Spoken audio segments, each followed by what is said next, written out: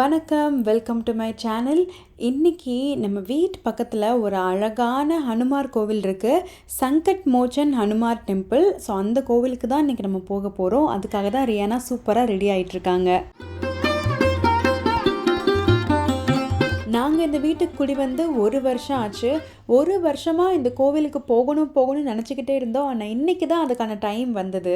இந்த கோயிலுக்கு நம்ம நினச்சபடி அவ்வளோ ஈஸியாலாம் போயிட முடியாது. அதுக்கு என்ன ரீசன்னு கோயிலுக்கு போயிட்டு எக்ஸ்பிளைன் பண்ணுறேன் வாங்க. இன்றைக்கி வெதர் ரொம்பவே நல்லா இருக்குது. குளிரே இல்லை, அதனால் ஜாக்கெட் எதுவும் போடணும் அப்படின்ற அவசியம் இல்லை. இந்த டெம்பரேச்சர்னாலேயும் என்னமோ இந்தியன் அட்டையர் போடுறதுக்கும் ரொம்பவே கம்ஃபர்டபுளாக இருந்தது. ரொம்ப குளிராக இருந்ததுன்னா நமக்கு சுடிதார், பாப்பாவுக்கு பாவாடை சட்டை இந்த மாதிரிலாம் போட்டு போயிருக்க முடியாது.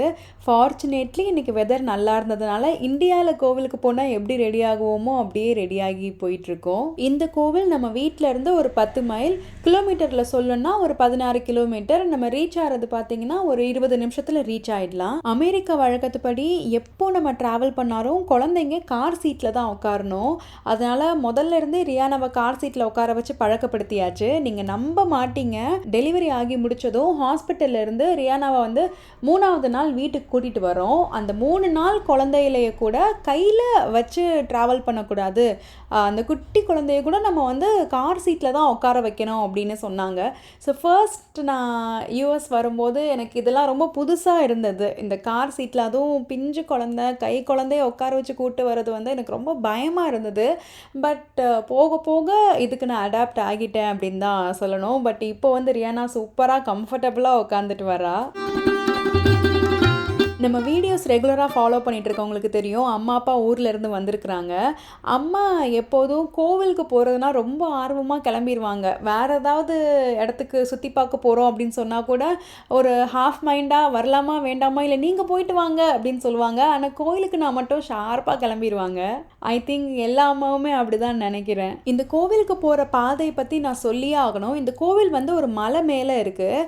இந்த போகிற வழி பார்த்திங்கன்னா ஹாண்டட் பிளேஸுன்ற மாதிரி நிறைய பேர் சொல்கிறாங்க.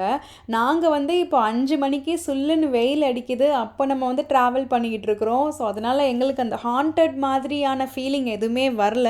பட் இந்த சைடு அடிக்கடி ட்ராவல் பண்ணுறவங்க வந்து அதிகமாக சொல்கிறாங்க இது ஒரு ஹாண்டட் பிளேஸ், கொஞ்சம் பயமாக இருக்கும், கேர்ஃபுல்லாக ட்ரைவ் பண்ணிட்டு போகணும் அப்படின்ற மாதிரிலாம் நிறைய பேர் சொல்லியிருந்தாங்க.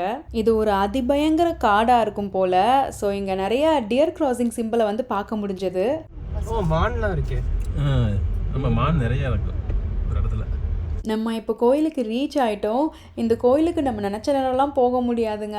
நமக்கு எந்த டைமில் ஸ்லாட் கிடைக்குதோ அந்த டைமில் தான் போக முடியும். ஆமாங்க, இந்த கோவிலுக்கு வர்றதா இருந்தால் நம்ம முன்கூட்டியே ஆன்லைனில் ஸ்லாட்ஸ் புக் பண்ணணும். இந்த ஸ்லாட்ஸ் பார்த்திங்கன்னா ஒரு பர்டிகுலர் டைமில் தான் ஓப்பன் பண்ணுவாங்க. ஓப்பன் பண்ணி வித்தின் 2 மினிட்ஸ் கூட கிடையாது, ஃப்ராக்ஷன் ஆஃப் செகண்ட்ஸ்லேயே பார்த்திங்கன்னா இதோட பார்க்கிங் ஸ்பேஸ் எல்லாமே புக் ஆயிரும். நமக்கு ஸ்லாட்ஸ் கிடைக்காது. இந்த இடத்துல பார்க்கிங் ஸ்பேஸ் வந்து ரொம்ப லிமிட்டடாக தான் இருக்குது. எவ்வளோ கார் நிப்பாட்ட முடியுமோ அந்த அளவுக்கு தான் ஸ்லாட்ஸ் ஓப்பன் பண்ணுவாங்க. நமக்கு லக்கியாக இன்றைக்கி ஸ்லாட்ஸ் கிடச்சது. கிட்டத்தட்ட நாங்கள் ஒரு வருஷமாக இந்த கோவிலுக்கு வரணும்னு சொல்லி பிளான் பண்ணி இன்றைக்கி தான் அந்த கனவு நினைவாயிருக்கு. இந்த கோயிலோட ஒரு ஸ்பெஷாலிட்டி என்ன அப்படின்னு பார்த்தீங்கன்னா, இந்தியன்ஸ் மட்டும் இல்லை, நிறையா அமெரிக்கர்கள் கூட இந்த கோவிலுக்கு வர்றாங்க. இப்போது பஜன் பாடிட்டு இருக்கிறது கூட ஒரு அமெரிக்கன் தான். எவ்வளோ அழகாக பாடுறாங்கன்னு கேளுங்க. இந்த பஜன் கேட்கணும் அப்படின்றதுக்காகவே அந்த இடத்துல வந்து பீஸ்ஃபுல்லாக உட்காந்து கேட்டுட்டு இருந்தேன். அந்தளவுக்கு இவங்க சூப்பராக பாடினாங்க.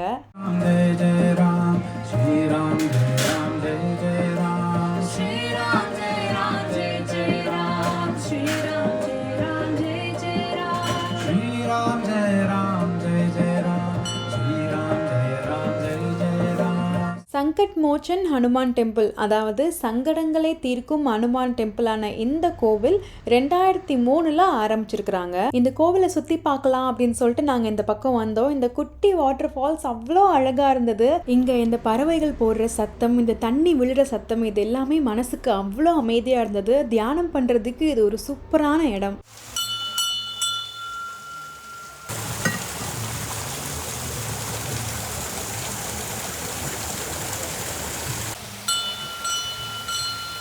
பாருங்கள், இங்கே ஒரு முக்கியமான மெசேஜ் எழுதியிருக்காங்க.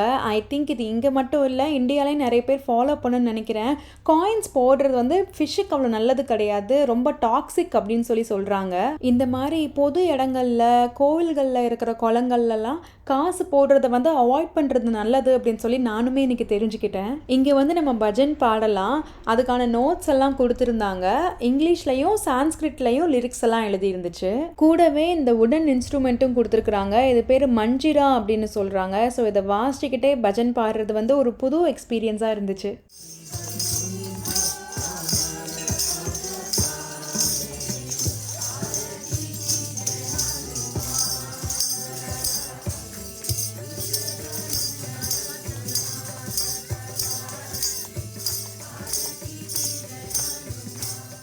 கேர்ள் பேபிஸ்க்கு என்னதான் அம்மா வந்து பார்த்து செஞ்சாலும் பாசமெல்லாம் என்னமோ இந்த அப்பாக்கள்கிட்ட தாங்க இருக்குது. ஐ திங்க் எல்லார் வீட்லேயும் இப்படி தான் நினைக்கிறேன்.